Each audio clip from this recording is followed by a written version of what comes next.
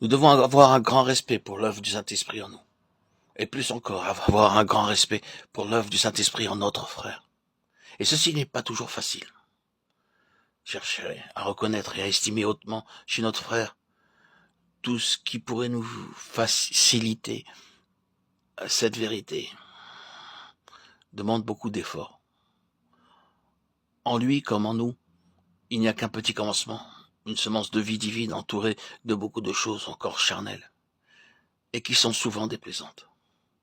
Il nous faut donc un cœur humble, pénétré de sa propre indignité, prompt à excuser autrui pour chercher à découvrir chez notre frère ce qui peut s'y trouver de l'image et de l'esprit du Père.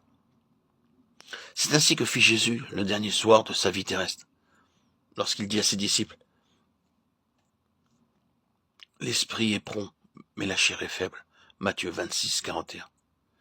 Ne jugez donc pas votre frère d'après ce qu'il est en lui-même, mais d'après ce qu'il est en Christ. Souvenez-vous que chez lui aussi habite cette vie de l'esprit que vous avez reçue de la grâce de Dieu.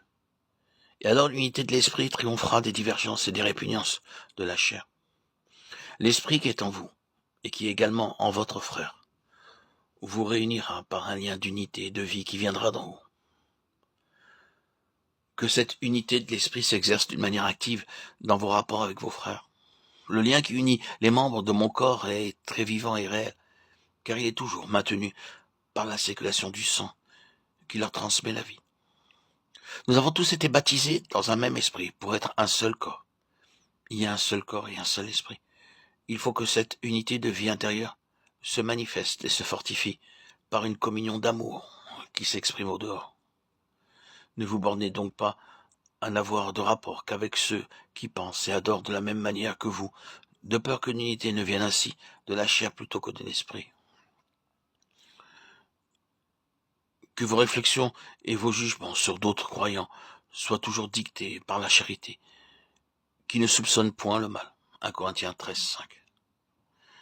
Jamais je ne vous permettrai un mot désobligeant en parlant d'un enfant de Dieu.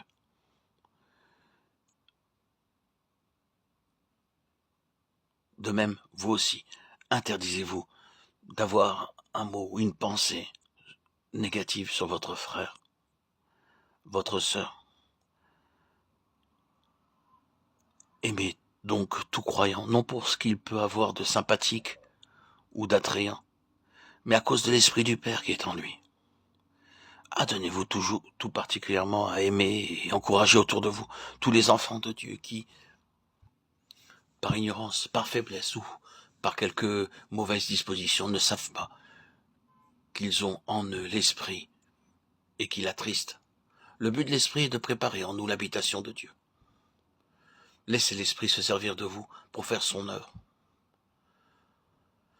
Comprenez que votre propre développement spirituel dépend de celui de votre frère, tout autant que le sien dépend du vôtre. Cherchez donc à assurer et le sien et le vôtre par l'unité qui vient de la charité.